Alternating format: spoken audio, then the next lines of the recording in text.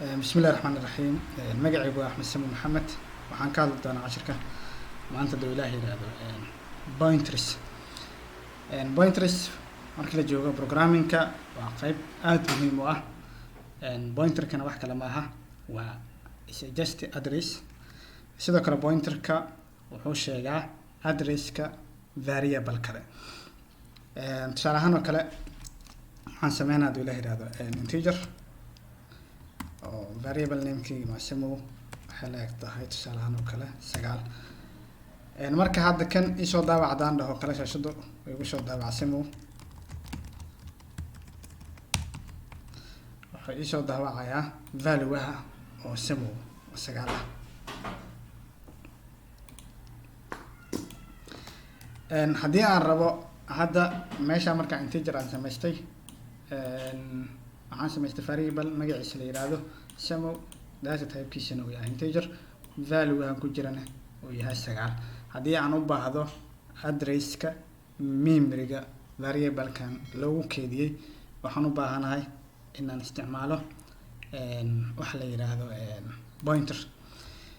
pointerka marka asigana waa variable sida aan sheegay waa special type of variable kaasoo tilmaama memory addresska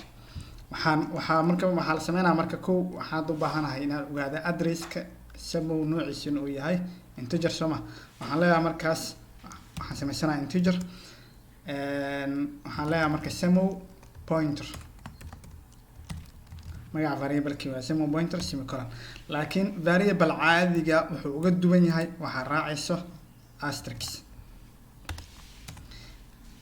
marka kadib waxaan leeyahay samo pointer waxay la eg tahay markii aan rabo marka samo variable-kan addresskiisa waxaan qoraa calaamadda ampersandka kadibna waxaan qoraa variable name-ka adiga ahayd semicolon hadda samo wuxuu isoo daawacay marka hore qiimaha variable-ka ku jira laakiin hadda haddii aan dhaho cout samo pointer wuxuu isoo daawici doonaa addresska ama booska samo memory-ga ka yaala laakiin waxaan leeyahay compile and run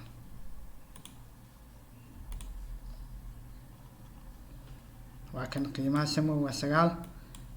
booska lagu keediyana waxaa waaye hexadecimal-kan aad arkaysaa marka cashirkan aad ayuu u fudud yahay laakiin muhiimad gaar ah